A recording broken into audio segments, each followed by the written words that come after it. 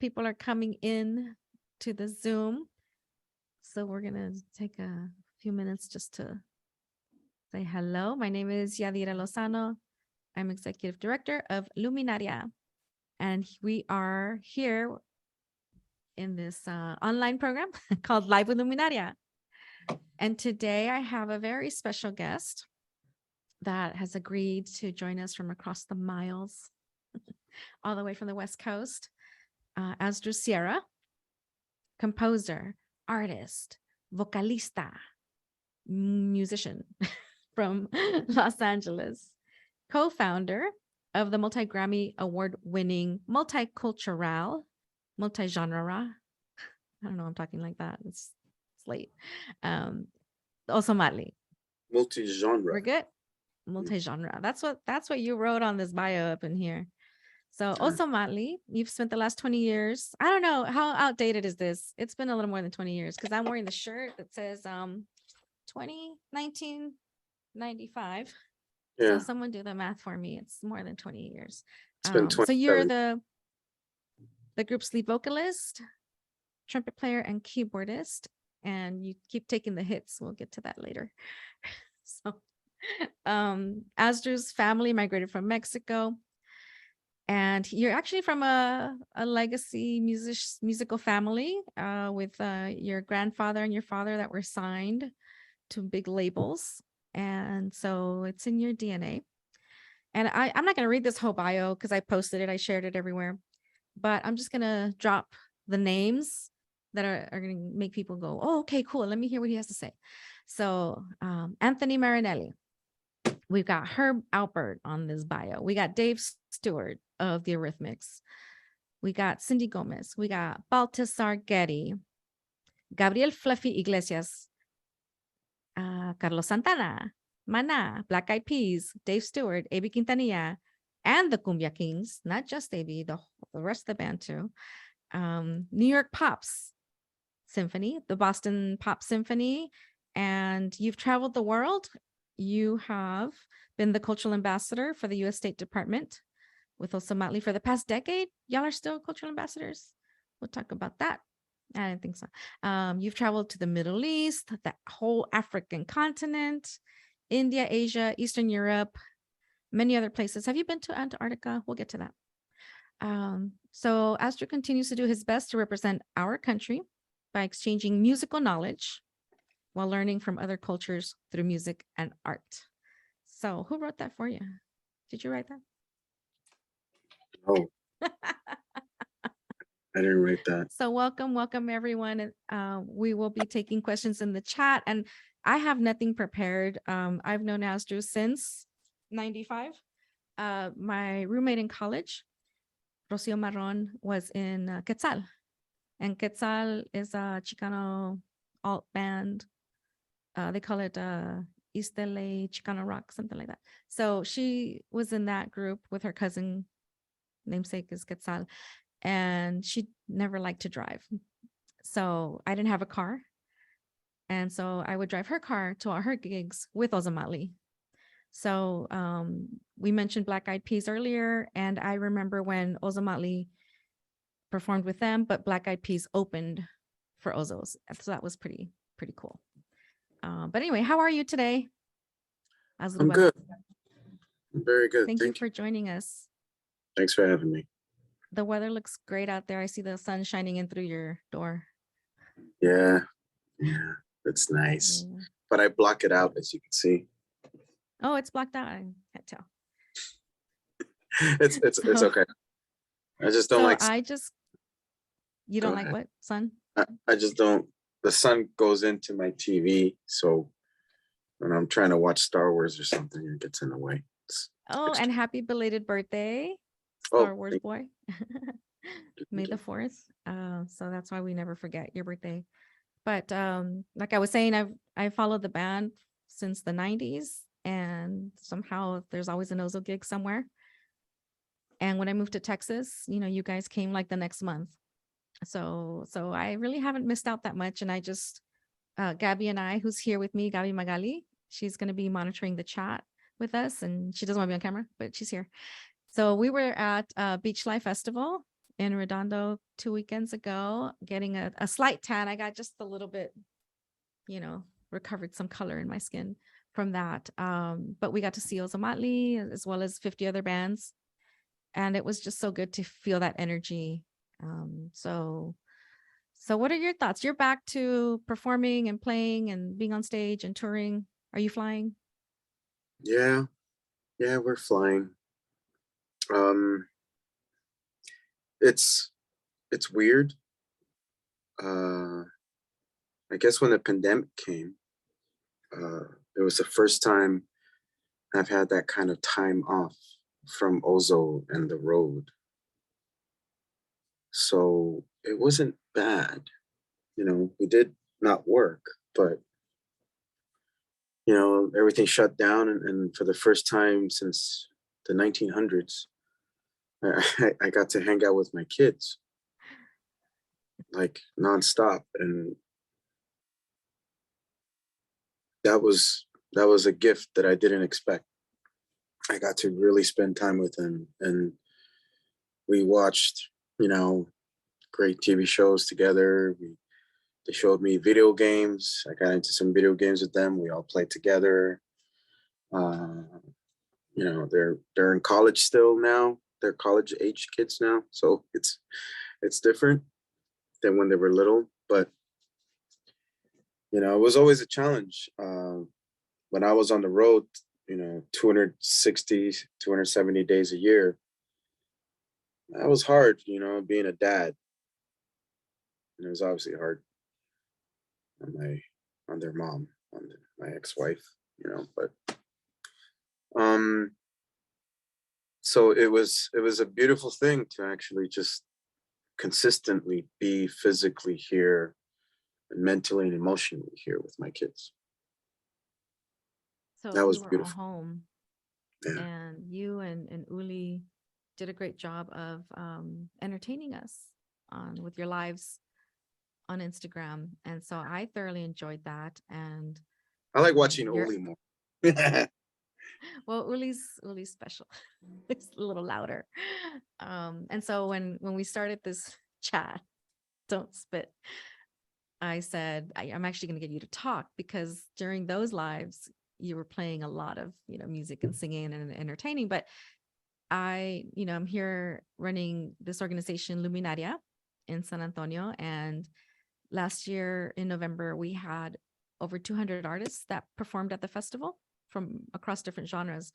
And one thing that we're lacking in San Antonio is access to artists that have made it. And I know you're probably going to cringe at that, but the idea of that there's artists out there that can live and work off of their art. And it's a struggle in San Antonio because a lot of the times we're taken for granted. Artists are taken for granted. People ask them to perform for free all the time. Can you donate your art?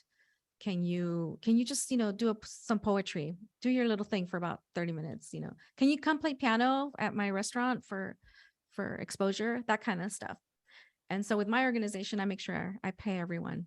And just so that, you still have to pay your bills. You still have to buy a canvas. You still have to buy strings. So I wanted to bring you here because you've been doing this for 20 plus years. You live off of your work. You've also worked in Hollywood. You've recorded, you have side projects. So how do you do that? How do you get to live off of your art? And I think that's the big question, however you want to address it, and maybe talk about how you get those connections, how you make those connections, but also talk about your skill set, because it's not like I have a buddy in Hollywood and he put me in. You have to actually be good to get those calls. So if you want to tap on into any of those ideas, give us a little bit of insight. Well, I went to school for music, for composing, for jazz, and while I was at school, I did a lot of student films, and I learned a lot because I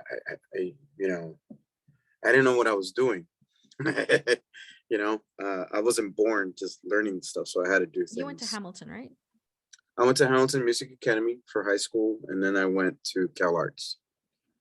I was at PCC for a little bit, but that was because Gary Foster was there, who was like Gary Foster was a sax player that did all the saxes for that movie Bird. And also he was the MD for the Oscars for years, or the Grammys, one of the two. Anyway, so I got into Cal Arts, and I learned a lot about movie music. When I was at Hamilton, I got to audio. I have some technical issues. Somebody muted There me. we go. Okay. Oh. Is that better? Well, Yeah. I got to meet and perform with Lalo Schifrin, who did Mission Impossible theme. I got to. How do you get to meet Lalo Schifrin? Like, you were just hanging out somewhere in the student union somewhere? No, it was at the school. It was a gala event, and I played trumpet for him. You know, I was a really good, I guess, trumpet player for my age, I guess, in high school. So I did that, and I got to play with Harry Mancini too. A lot of guys that went to that school ended up doing a lot. Still was a career in music, like the godfather of my kids, maybe a godfather of his kids, is this guy named Manny Marroquin, who's I've known him since we were kids, and he's a great engineer. He's like a guy that mixes the music. He's amazing. He works with everybody. He just won best album of the year, I guess, for we are you know, what's his name? He's the MD for Colbert. Jesus Christ, his name escapes me. But anyway, he did that record, and Nice. and So a do lot of the think that guys, you you know, have they did to a bunch. live in Hollywood to make these connections. Like, what I advice do don't you have know. for artists in Texas? I mean, we're all virtual now.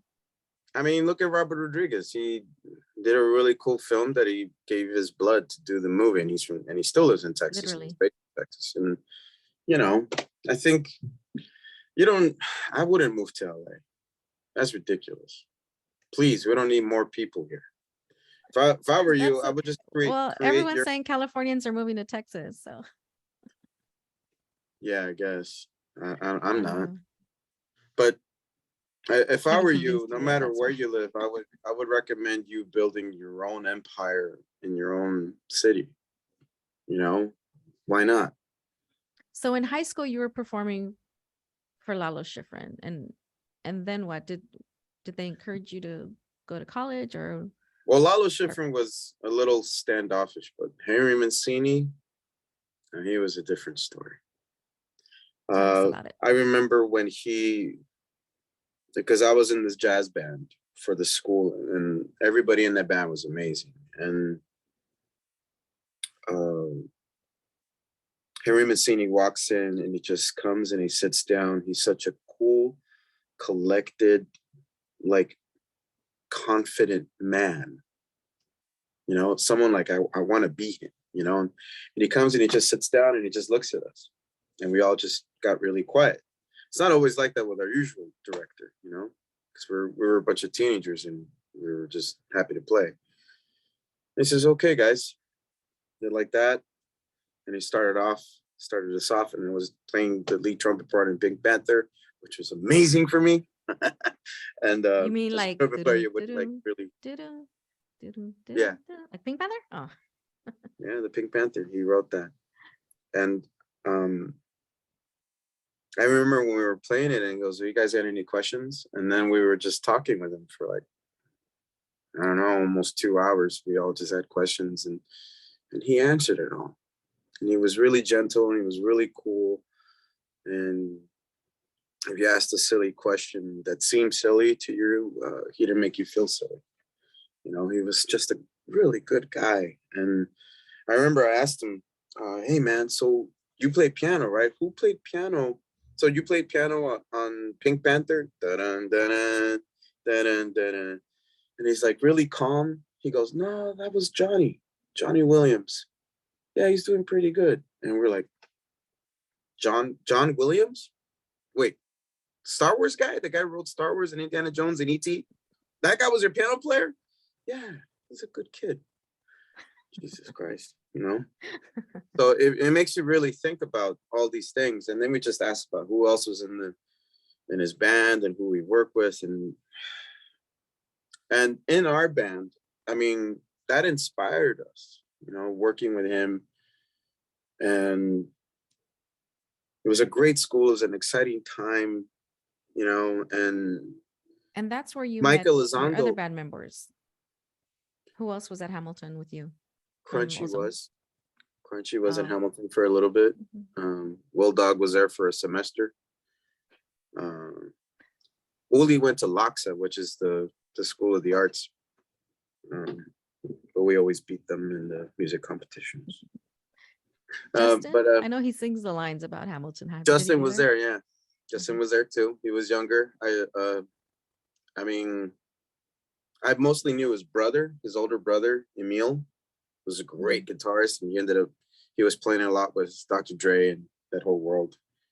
And a lot of people from there, like Michael Elizondo, who's this great producer now. He was the bass player when we played with him in Mancini. Abe Laborel Jr., his dad is an amazing bassist. Abraham Laboriel is a Black Mexican, African Mexican, you know. And he was in the band, and he's playing with Paul McCartney and Seal and all these. There's plugins and libraries of music that you could get with him playing on it. And the list goes on and on. Like one of the guys that wrote the SpongeBob SquarePants theme was there too. And you know, like everybody in that school, it was a really magical time. And this we was were still all like early 90s. late 80s, early 90s. I forgot. You're just a little older than me. Were you in the marching band? Was there a marching band in I see Craig is asking It about. was called a marching band, but we didn't march. We basically made a big square. We marched out and about face and came back because none of us wanted to mess up our instruments. Does an arts high school have a football team to march Well, to? it was a magnet school, so there was a few different programs in the school. It was a very underpopulated high school, and they opened up a few schools in there. And one of them was it was a super student program, which were like super smart kids. There was a humanities program, and then there was a regular school that was about 100 kids, you know, and then there was the music academy, which we kind of monopolized the place, you know. That's And there was amazing to actors and have everything. access to that in high school. I don't know if we have anything like that in San Antonio. There might be a private school for the arts, but nothing on that level here. And my daughter's in marching band. She just got bass captain for next marching season. But you know, there's been some poaching happening, and so they're taking the brightest kid to another school where the resources are at. So that to me is really heartbreaking. The fact that our hood is producing such talented kids, they just don't have the resources. And so that's something that is on my next activist agenda, is to speak up about having those resources available. So, Well, the I way mean, that if you this had guy, gone to any other high school, where would your trajectory be right now? well, the thing is that the guy that started the school, there was a lot of challenges in LA in the 80s, just in general. Bye, Ale. That was my boy. There was a lot of challenges in Los Angeles, even with the school district back then. But the guy that started the school was only like 24 years old. He was a music director, a brand new music director at Carson High School in LA. And he found a way working. He just started the funding before anybody else. And he went through this big idea, and he got instruments for everybody. He opened up the school himself, and he was the kind of guy that it was more about asking for forgiveness than permission. And that's kind of how he rolled. So he got all the kids in the school. He opened up the school. He found an underpopulated school. he found out that if you open up a magnet school in a school that's troubled with, it was about to be closed, it was a great opportunity to bring the school in there. He knew a bunch of people in great places, from the NARIS, the Grammy people that give the Grammys, to a guy that owned a radio station called Pirate 101. It was a big radio station back then, Norman J. Pattis, and he got all these millionaires to invest money into it, and LAUSD got like, wow, this is really happening. And all the money that was being raised, some of it went to the school and some of it went to LAUSD, so that everybody was getting paid. Because LAUSD, I don't know if you knew how it was back then, but it was kind of really corrupt. And in LA, nobody gave a shit because everybody was shooting each other anyway. There were drive-bys all the time. I mean, Ice Cube was a bust-in kid. You know, he didn't go to school in Compton. He was bussed out. You know, he went to different schools for his education, and he was the writer. You know, he was a poet, and you know, but I was a bust-out kid too. I used to get bussed out of my crazy neighborhood where everybody was getting shot and killed all the time. You know, and that's what it was like. I mean, on the flip side of it, when I would leave the school, I still had to get bussed back. It would take an hour and a half to get back home, back into my hood. And all the shots were ringing out. There was people dead on the way home. Where are we talking about? What neighborhoods? Glasso Park. It was Northeast LA. There was a lot of gang activity there. I mean, it was like that everywhere, but you know,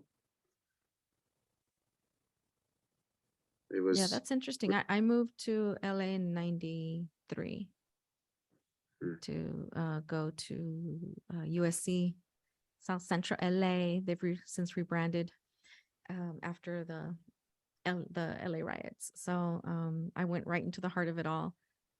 But I saw the aftermath, you know, the gang truce era, where everyone was trying to rebuild community in the neighborhood. So I didn't experience any of the violence, but I did see how the community could come together. And so I haven't, you know, I left 9 years ago, and I still go back as much as I can. And I've seen so much change too in recent times. So now that we're coming out of the pandemic, what are you looking to do next? I mean, I know the band's back and traveling, but what other projects are you working on? Maybe you can talk a little bit about your film scoring experience. Well, I managed to do a few films. They're still in production. I finished the music. They're going through the festival circuit right now. They're indie films. I worked on a lot of TV. Uli and I wrote the theme for that Gabriel Iglesias TV show, the Mr. Iglesias. And also Mayans MC, that's your song. Was it the first season? Oh yeah. For the first 2 seasons, I worked on that with Bob Thiel, who is amazing. And I worked with Sutter, the main guy, Kurt Sutter, who's I like working with him because he was interested in details, and he looked at my lyrics. He had to make sure that my lyrics, even though they were in Spanish, because not only did I do the music for some of the stuff with Bob Thiel in the score of the film, but I also helped in a lot of the other parts when certain songs and certain things make sense for the scene, you know, because a lot of people get that wrong, you know. And that's a very intense show. There's a lot of drama in it. There's a lot of sadness and violence. Well, I don't know if you heard, but Sutter got kicked off the TV show, and now it's more like a freaking telenovela.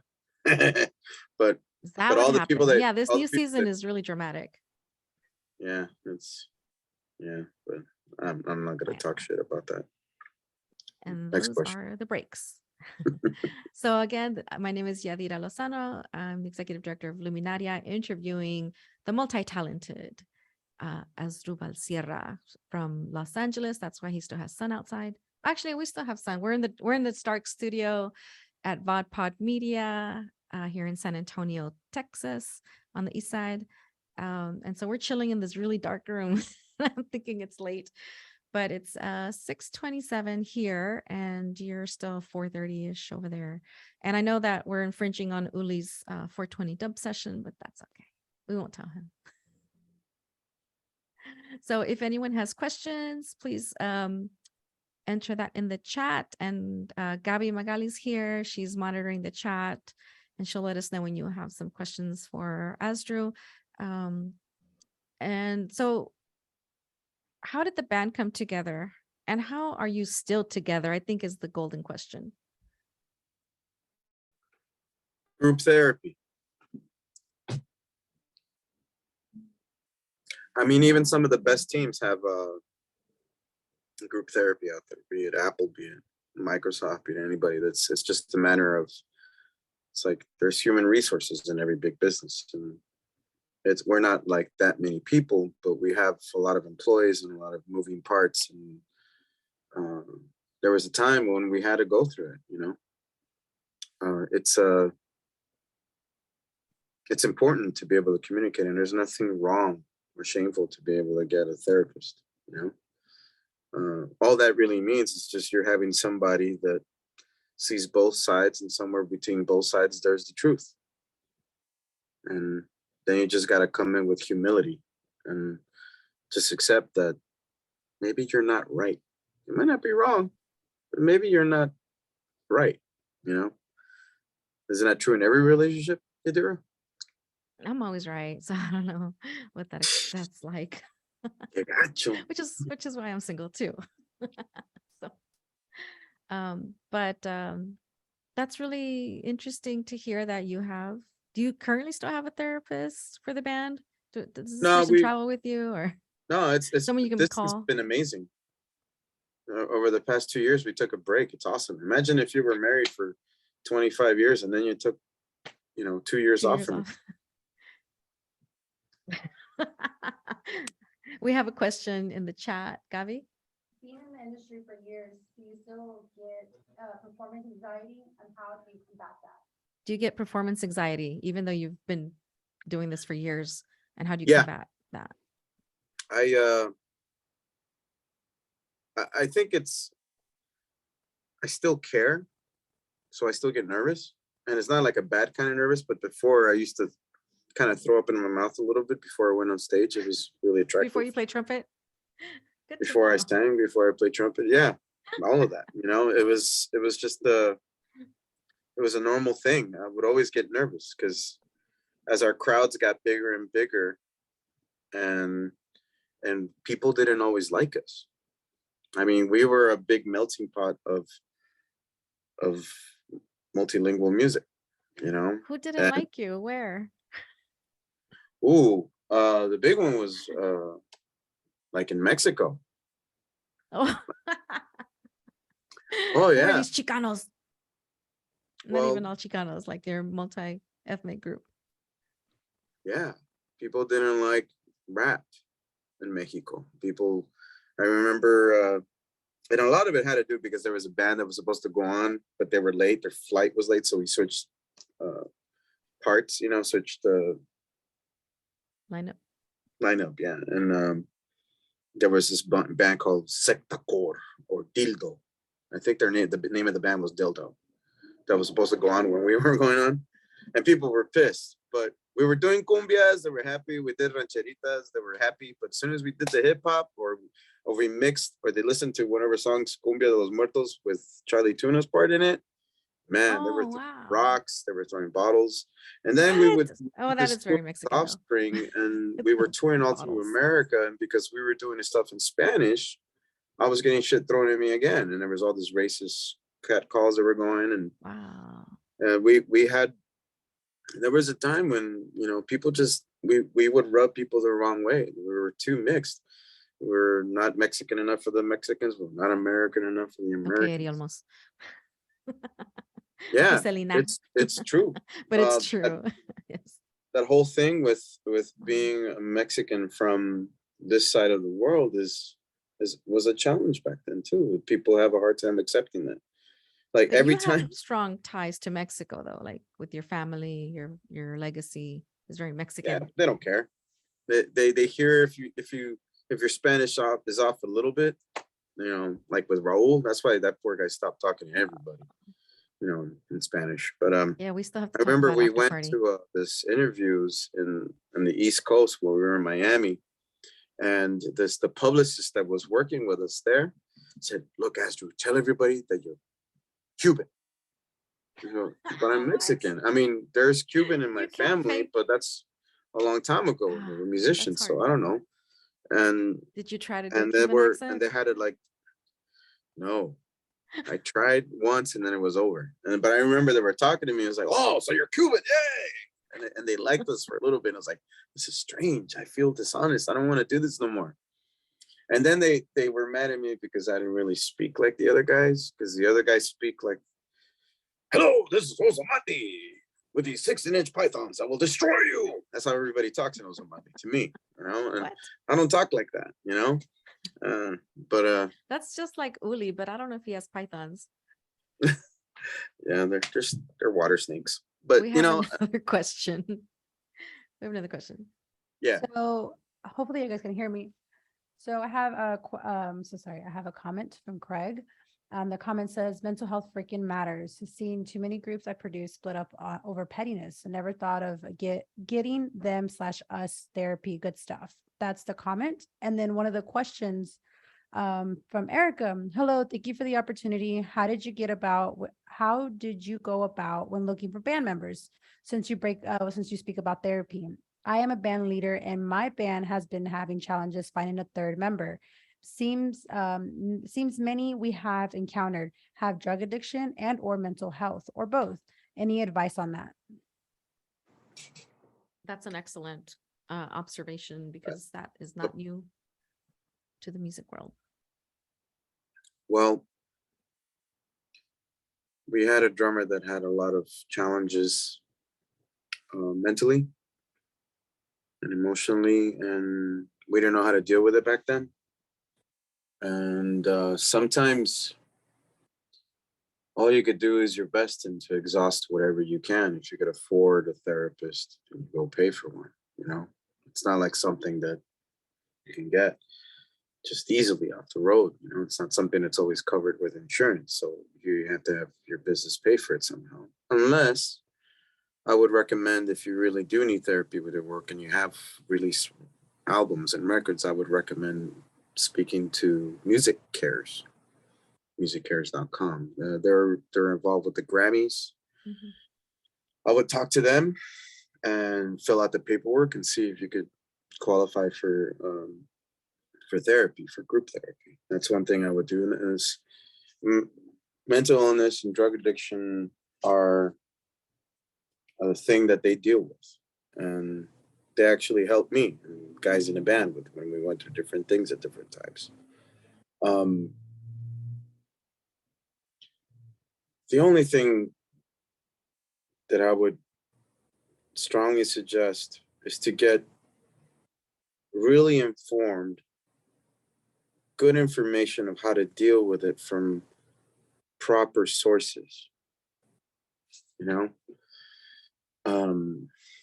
and to be open to the fact that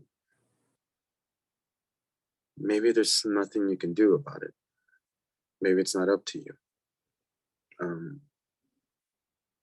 But if they are willing, then that's what you can do.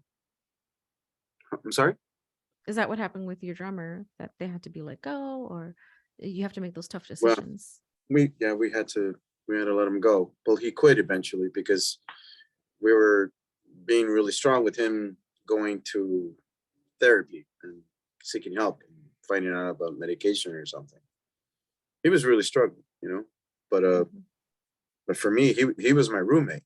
You know, he was when we would go on the road, he was the drummer for the first record. And I loved him immensely. I still do. He's still around, you know. And so you're dealing with mental illness in the band. You got married relatively young, had children. Yeah. What other dynamics were affecting the band, and how did you work through all of that? Well, being the only guy that was married for the first half of the band, that was rough. Like legitimately married with children. Wow. we were young. We didn't know how to deal with it. I didn't know what it was. As much as people say, you know what you were getting into. No, we didn't. That's No, a you bunch of didn't. bull, but it weighed heavy. And what it did to the spirit of my family, of the separation, was hard, because as much as there was such a push and pull, because, at the same time, it's a business. And finding that right-sized, balanced way to be able to take care of your family, your kids, and take care of your business and follow your dreams. I mean, there was a choice there was a time when it came a fork in the road. It was like, well, it's not working out. I'm just going to quit and get a day job and take care of my kids or something, so I could be What home. would be your day job if you weren't a musician? I don't know. I'm too old for that now. What would Asdru Before be that, doing? honestly, before Ozo, I used to play gigs all the time, and I got tired of doing all the burrito circuit gigs and shit. So I was like, man, I'm just gonna get a day job. So That I would don't be have to the taco circuit here. yeah, well, it's burrito out here because it's California. So Exactly. we, I didn't want to do that. So I might as well get a day job, and I did, and I was making a lot of money selling used cars, because I had those. Really? You were a used car salesman. Yeah, Did I you have was to the put on most. a suit and tie? Because I don't I think I've made ever seen no that. money. I didn't put on a suit and tie. At one point, I was so honest. It's like, you don't want this car, man. This is place up the street. Just like, at some point, I was like, I remember one time, and I made amends to this guy eventually, right? I was into it. I knew that every time I sold the car, I would make $500, right? And I remember I sold this car to this guy. He didn't have his reading glasses. I felt awful, right? So it's like, look, nah, just sign it, man, and you'll be all right. And he signed it, and he came back the next day because he didn't have his reading glasses. After he got it, and he read it. He was like, man, why'd you make me sign this shit, bro? And I felt awful. And I said, look, man, I'm going to help you. You got insurance on it, right? He goes, cool. I know this guy in my hood in Glassell I know where Park. this is going. And somehow the car disappeared, and it showed up burned, and he made money off the car. There you go. Yeah. Fox moves. Yeah, man. And so Too much work though.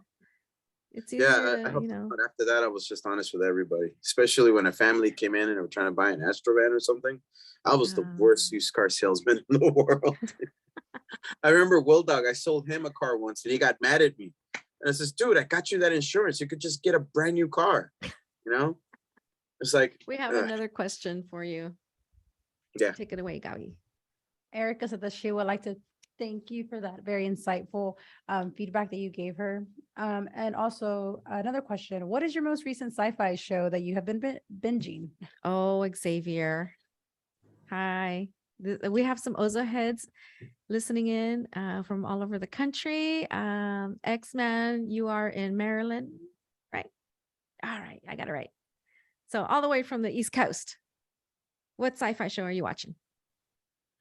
well, the one that I'm waiting to watch is, you know what I'm waiting for. The whole world is waiting Star for me to Wars 20. How many Star Wars are Yadhira, there now? The Mandalorian, the No. Mexican, No, the Mexalorian. oh, Maxalorian, Jesus. You got to learn this stuff, Yadhira, if you want to catch a man. Okay. Enlighten us. Now, no, I'm waiting for Gylan's cracking. I hear you, Gylan. the Obi-Wan story is probably one of the most amazing things that are going to happen to the world. Obi-Wan right? story. Yeah, the Obi-Wan Chronicles. I mean, it's all about Obi-Wan right now. And yeah, Obi-Wan? Obi-Wan. I'm telling you, it's the Mexalorian. Like, I'm not that far off. He's not going to talk anymore. So Asdru's birthday is May the 4th. So, galaxy and stuff. Yeah. Happy?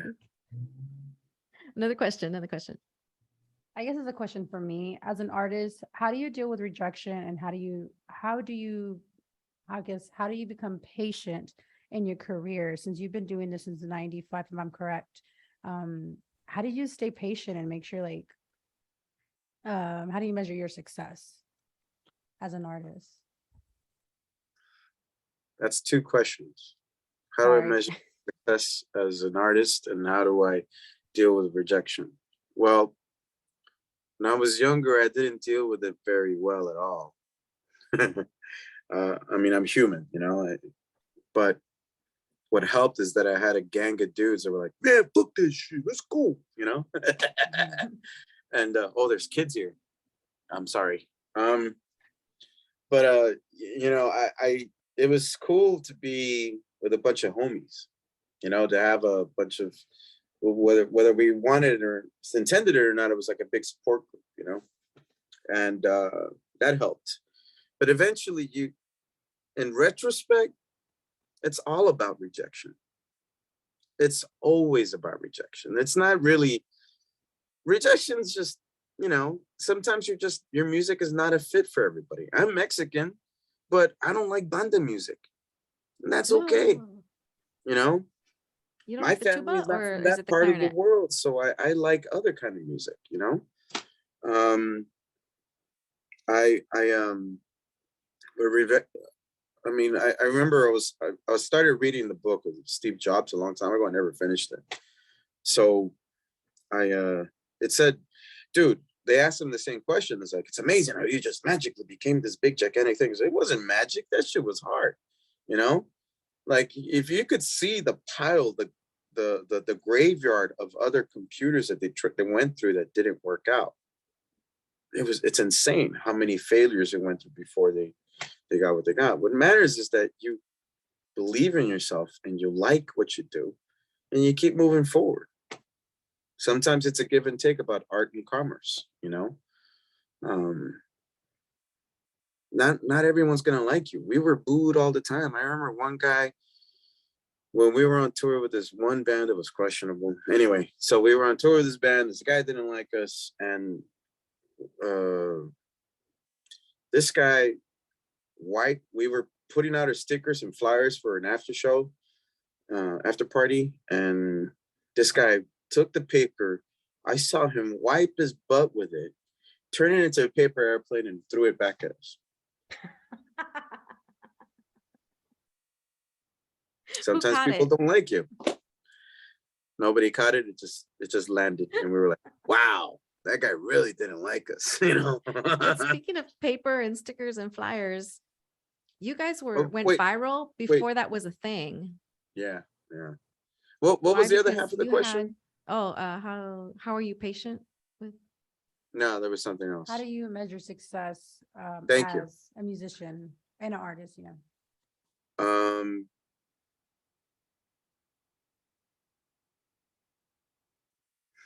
That's a really good question, because for the longest times, I measured my success by how much money I had in my bank account. I think I used to measure my self-worth by the kind of money I had in my account, because then that would mean I could take care of my family. And when I'm on the road, you know, my kids would be okay. At the end of the day, you know, after I finish my song or my work of art, do I feel fine? You know, did I do my best? Did I skimp? Did I stop when I needed to stop? You know, my success is based on how balanced I am, you know, because obviously we're not the Rolling Stones or anything. Not everyone gets to be the Rolling Stones. Not everyone gets to be a billionaire. There are not, you know, 100,000. There are not a million Elon Musks in the world, just like there are not a million U2s or Rolling Stones in the world. So just accept that you're happy with what you have and you did the best you could. You know, that's what I had eventually came to. Every song that I did, especially in the first 2 or 3 records that we did, I was really proud of those records. I did my best. I was full of fire. I did everything just wonderful. You know, I didn't I just did everything for the sake of the music. I felt like I got lost a little bit after that. Like the focus was kind of weird. And then after that, you know, it's Ozomatli, it's not Asdrubal. So these days, I after this second or third record, I really wanted to support everyone else doing their own music, you know? Can we talk a little bit about the business side of it? Oof. How do you own your rights to your music? How do you not sign your life away on contracts? And How do you know has we the did it? music world, well, I know a lot. How do you not give it all away? Well, everything's a gamble, you know? For the most part, you the smartest thing that anyone has ever told me is like, look, you're getting screwed no matter what, right? Because we were in a place where we were still nobodies, you know? So you just walk into it knowing exactly what you're not getting. And you just see if you could live with that. It's the trade-off, okay? Because, you know, the industry has changed drastically now. Back in the 90s and the early 2000s, all that a record label was a giant credit card that paid for everything because they believed enough in you that they would make money off of you. That's all it is, you know? And then you hire a lawyer to look at it because I'm not a lawyer. I'm not the business guy in the band, you know? And even the guys that say that they are, they suck at it too. But, you know, it's just it's really smart to walk into it with your eyes really wide open, you know? How do you even get to the table though? Do we need record labels still? Can we just put it all online and keep all our own revenue? I mean, I've seen people get really big on Instagram and then a week or two, they're gone. Nothing's really changed. However you could get your music out there is great, in my opinion. Do I know what I'm talking about? Probably not, you know? But I've seen people evidently do something really amazing and they post it and it gets great. And then there's record labels are great if they believe in you and if you believe in them and that you see something in them that's amazing. If it's a match, it's a match. If it's not a match, well, you're going to find out later. You know? Is it still viable though to seek out record labels for your music? Or is it all just Spotify? It's an all old way of thinking now. We're on a label still. For some reason, we still got signed. We've been signed for a while, just different labels, you know? But I guess the smartest thing to come up with is to make music. If you want to sell your music, make it something that people would want to buy the record for. Like people that want to buy vinyl now, you know, that's the only way we make money now. Spotify and all that, nah, not really, you know. But You mean make vinyl music that people specifically want to hear, huh? or merch in general? Or is Merch in vinyl, general. like, really hot? I have a friend that he started he was a great Merch, singer. He like- toured with the Marleys for a while after Bob, and he started selling shirts, and then he found his niche in selling merchandise, and then he opened up a big merchandise company just for selling merchandise, and that's what he does, and that's how he made his money, not music, you know. I know somebody like that guy that did the music for that one TV show. What was it called? Narcos. Mexico or US? The main song, the title song with that one Colombian guy. It's on both. I think it's on both. I don't know. I didn't watch the Mexico one yet. Sorry, don't judge me. That one's really good. I didn't watch the American one. Yeah, but I watched the first one, and the guy that came up with the theme song, it's a really cool song. He made his whole career based on that song. I remember us touring, and we were coming to the House of Blues in Myrtle Beach. That's in North Carolina. And there was a Sunday early show, and there were like 4 tour buses, a couple of rigs, big giant production. And I was like, who the hell's playing before us on a Sunday morning show with the House of Blues? And I walked in, and it was the Rembrandts. I think that's what they're called. The guys that did the theme song for Friends. Mm-hmm. And that's They the one were song they had. touring with their families all through summer, and they were making so much freaking money. They just went on a tour bus and they had different, it's incredible. And I know a So guy. it's still the hustle, it's still the grind. Yeah, it's like the lottery, man. Do you want to scratch the lottery every time? You want to look at it that way? If you do, you're going to be miserable.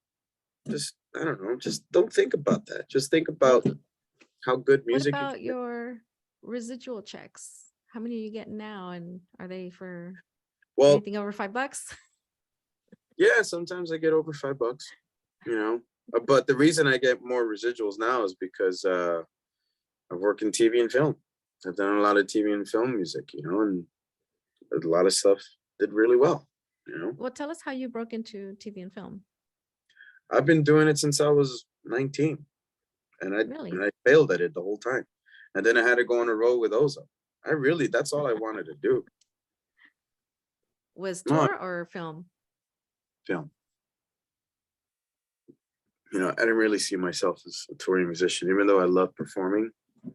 But I was touring with playing other shows. bands before Ozo, and I just didn't like being away from home so long, you know. Interesting. Well, we are live with Luminaria. I'm Yadhira Lozano, Executive Director, and here with Asdrubal Sierra. Feel free to post questions in the chat, and maybe we can have Asdru play us a song or two, or maybe talk about your new song, Sacude, which I think sounds a lot like the salsa song that says, Échale semilla a la maraca pa que suena. But your alliteration's a little different. I'm like, there was some influence from that song. Just admit it, right? I'm right. Fania is a big influence on my whole career. Just in Let's general. talk about that. Well, my Talk about dad. some Ruben Blades, some Celia, some Johnny Pacheco. My Cuban will come out. Yeah, when I was little, my dad had this video called "Our Thing," or Latin Thing. It was a video about Fania, and I watched it and I just fell in love with that music. It was amazing because my dad listened to Santana, listened to that, and he also listened to James Brown. That's him and my mom. And my mom loved Elvis, you know. So that So was a your music. parents were from Mexico? Yeah. Or were they okay? But they still listen to American R&B, rock, and all that. Yeah. On the other Who side. doesn't? Okay. Yeah. My parents didn't. Oh yeah. We're just 3 hours away, yeah, from San Antonio. But my parents were very into mariachi and trio music and very traditional, you know, grito style music. So anyway, I was just curious. So they were Grito listening or to trio. Did you say Trio. grito? Trio. Okay. Oh, I said, yeah, grito music. Yeah, I said Anything grito. that requires an ay, ay, ay. Oh, okay. Yeah. So tell us about your upbringing. James Brown, who else? Oh, Santana, Fania, Jose was big in my house because, you know, my dad worked with him when he was younger. And Really? yeah, you know, it was I think music in general, and my grandma and my dad would tell me stories about my grandfather, and he used to do all those noches de bohemia, they called it, at Frida and Diego's house in Coyacan, and he was one of the musicians and singers that would be on that all the time. He was in movies with Pedro Infante and did a bunch of stuff as one of the musicians and stuff. And That's one of my idols, Pedro Infante. So your Yeah. grandpa's in movies with him? Mhm. Yeah. That's awesome. That's Yeah, really it was cool. So that was a big influence. And I grew up with all the stories about my grandpa. And when we would listen to his records, he had the big 78 RPM records, and it was amazing to me that I was listening to my grandfather's voice in the past through this record, and it really blew my mind. that there was a piece of history recorded in the 50s, and that was his voice, and I'm still listening to what he sounded like on that day. To me, that's what music does. It's like it's recorded history. It's incredible. Is that's around the time Celia was in Mexico? Or was that a different era? I think Celia was around a lot, but as an exile and. Well, I think the whole Cuban thing didn't happen until 1950. Shit, I forgot what year that was. But yeah, it was in the 50s, yeah. But my grandfather was around there a lot in the early 50s and mid 50s. And yeah, he was. And so then Fania was something that your father brought into the house. Well, he had this video of the Nuestra Cosa, our thing. It was, and I watched it when I was little, and it blew me away since. Is that when you decided to start playing trumpet or brass, or was it before? I played trumpet because it was the last instrument left. I really wanted to play trombone. The middle Like, school how band? in junior high school, everyone would line up to get their instruments, I guess. And there was only 3 trombones, and these other little punks got the trombones. And I didn't even have a trumpet. All the other kids had trumpets, and I ended up with a cornet. And I was like, "What is this, man?" And you I still didn't even know. play it. Yeah, but I played it. It was fun, But I really wanted to play trombone, and I really wanted to play piano. But couldn't afford a piano. My grandma had one. She had my grandfather's bass, this big giant bass with a lion's head on it. It's like a really nice Wow. German bass. But That's she awesome. sold it for $300. That was a bummer. So I played trumpet in middle school too, because that was the only instrument that they had left. So I Yeah. did not stick with it. I did got not like hired it. with a mariachi when I was young, and they fired me. They said I was too American. Te metes mucho jazz, cabrón. They would tell me. And they fired me. Well, now I think that would be a hit. Some mariachi jazz. I'd go for that. We have another question for you, Gabi. Yes. Erica asks, what are some great open mics to play in the LA area and or underground clubs to play? My drummer and I are booking a West Coast tour, and we have not played in that area yet. The genre we play is ethereal indie rock. Open mics. Ethereal indie rock. Are there open mics? I don't know, man. A around? lot of places closed down that I knew. That was kind of a bummer. Mhm. There was this one place called Zona Rosa that was great. Mhm. It was a great place to go. I would go there, and I That's a would try coffee and get shop. to go there. But let me think about that. I'll get back to Yadhira about that, and I'll ask around, because there's been a lot of places that shut down. I'll ask my daughter too, since she's kind of a hip Right? kid. Yeah, the kids Yeah. might know better than us. Yeah, they might know. I don't know nothing. I'll They're ask like, my no, kid. Dad, we don't want you to go there. As far as Okay, open another mics question. like that, that's hard. Yeah, I'll We have find another out. question I for think you. there's one in Burbank called the Blue.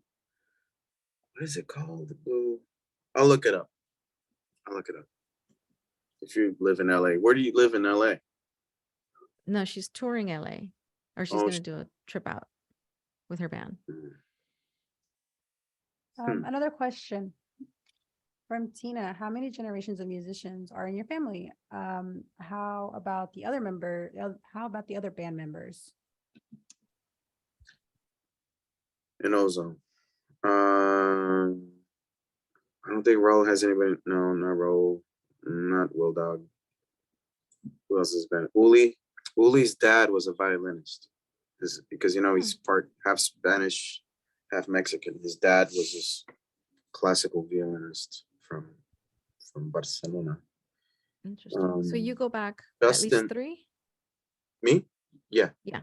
3 generations. Justin's family is full of musicians. Where's Justin's his family dad was. From? What's his roots? He's African American and Choctaw, Native American. Oh.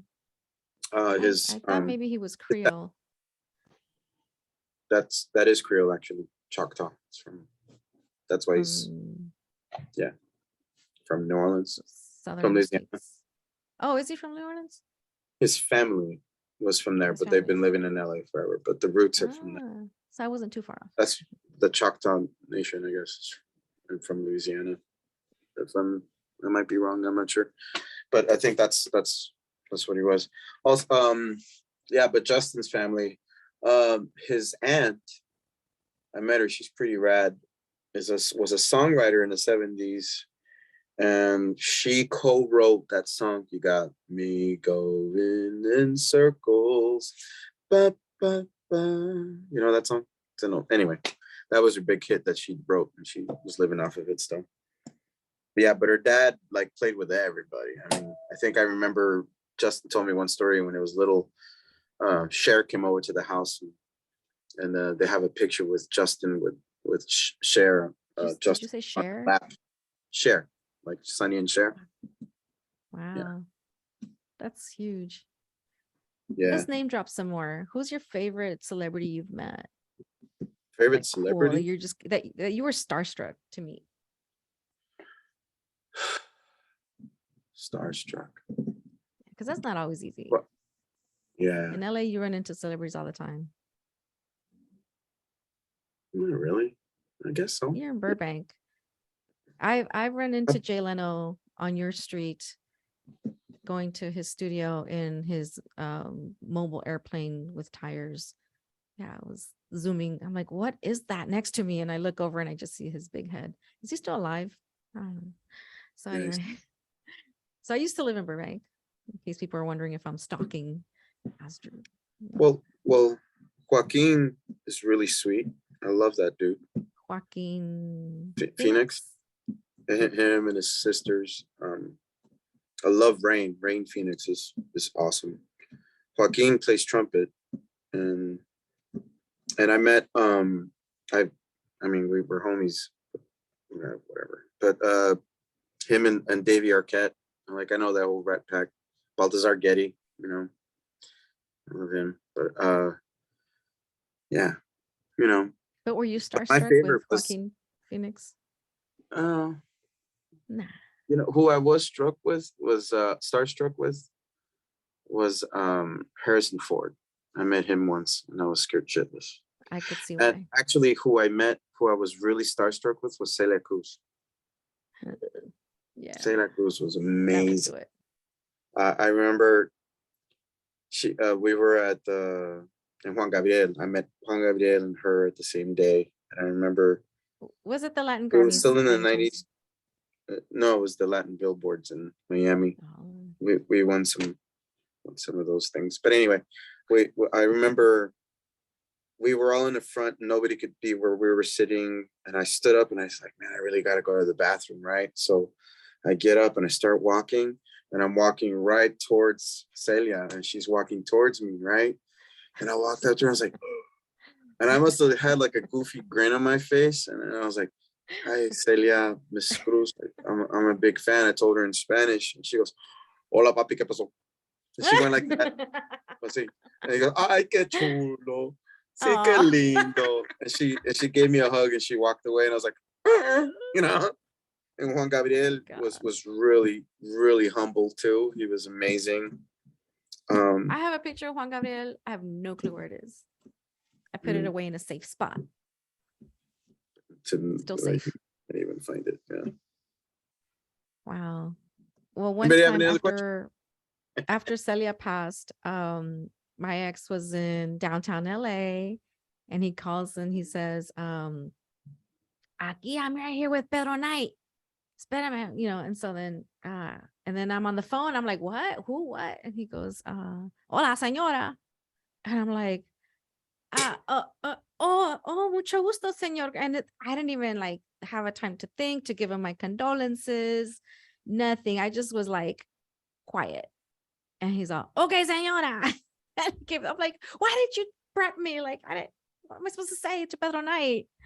I think he was having a good time after Celia passed in LA, hanging out with the salseros out there. But I was like, What do you say, the Pero Night? I saw the documentary, or not the documentaries, the novela on Netflix, all 80 plus episodes, and it's like I would have had some words from him after that.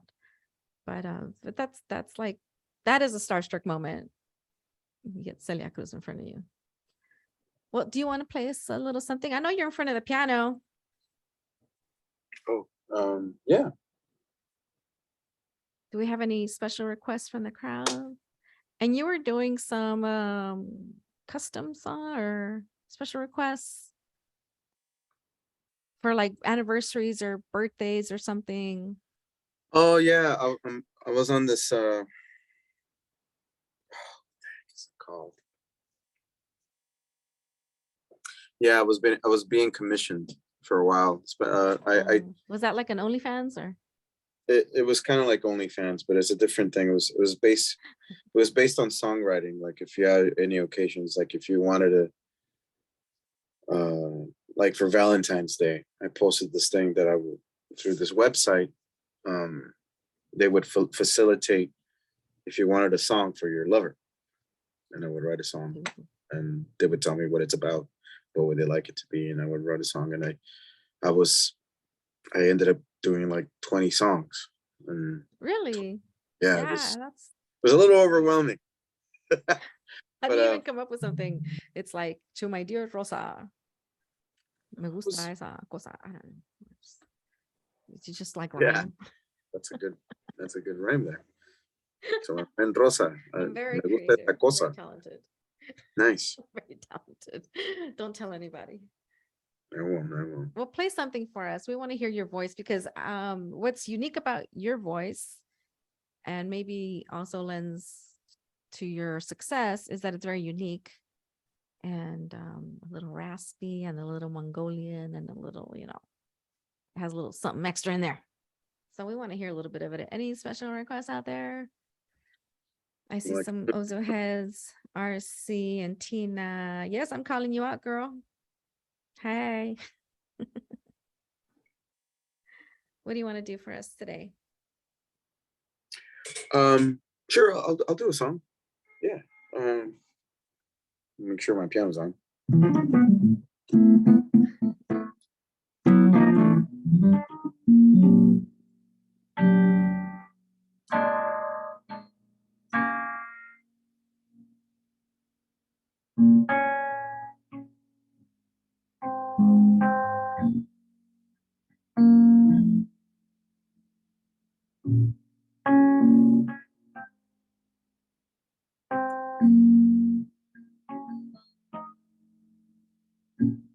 So you feel you can't go on, and you got nothing left to lose, that there's no one left to love, that you got nothing left to choose,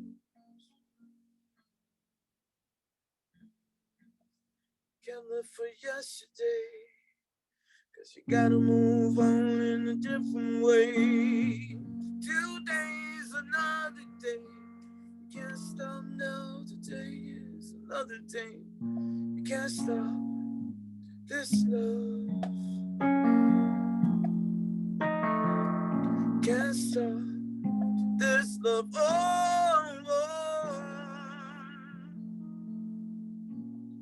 So you feel you can't go on,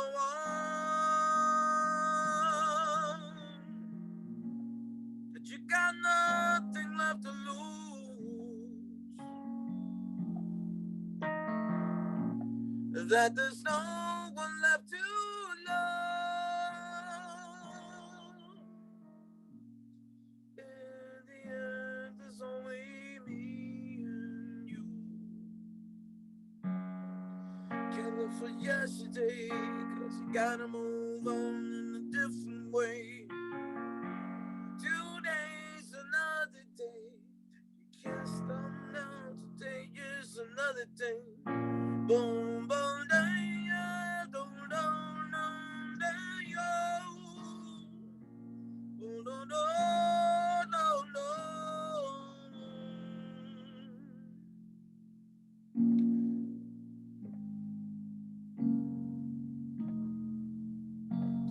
can't live for yesterday, 'cause you gotta move on in a different way. Today's another day. Can't stop now. Today is another day. Oh, da, da, da, da, da, whoa, whoa. Oh, da, da, da, yeah, yeah, yeah, yeah.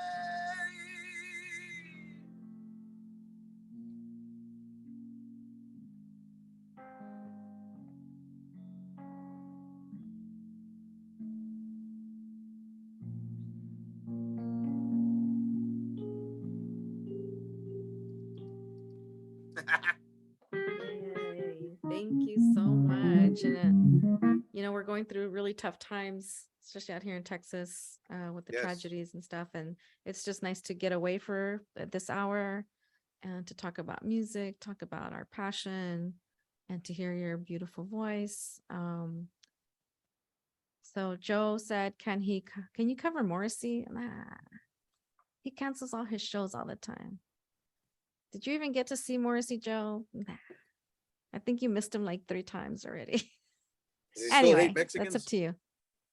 I don't know. I don't think he does, but we love him. Well, y'all love him. All y'all. Wasn't he dating Elvez and they broke up, and ever since then he was like racist against Mexicans? What? I guess you don't know. Dinner cheese. I would believe that. Okay. Let's do one more. Do you want to do more? I don't know. It's up to you. I'll do one more and then we'll call it a day. That sounds good.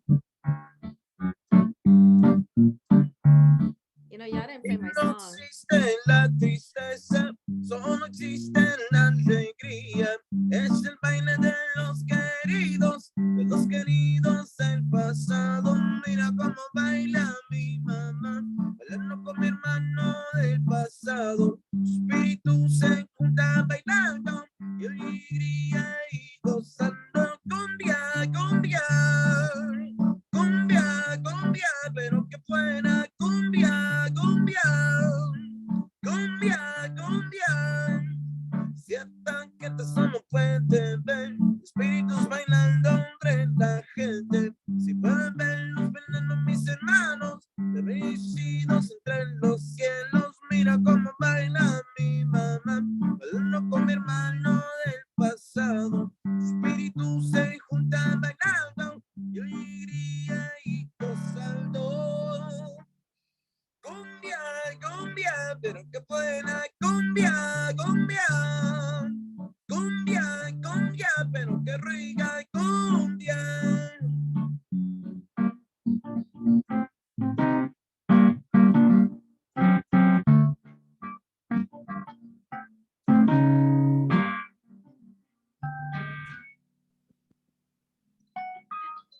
You can finish it. Thank you so much, Asdru. As always, we love hearing your insights and your lovely voice. So thank you all for joining us today. And we'll be back next month. We'll be doing this in this whole summer. I've got people in theater, more musicians coming at ya. So stay tuned. Follow Luminaria SA on Facebook, Instagram, Twitter, and coming soon to maybe something else. We'll see. We have something up our sleeve pretty soon this summer. So thank you again, Asdru Sierra, asdrusierra.com, ozomatli.com, and all over the internets. All right, y'all. Good night. Good night.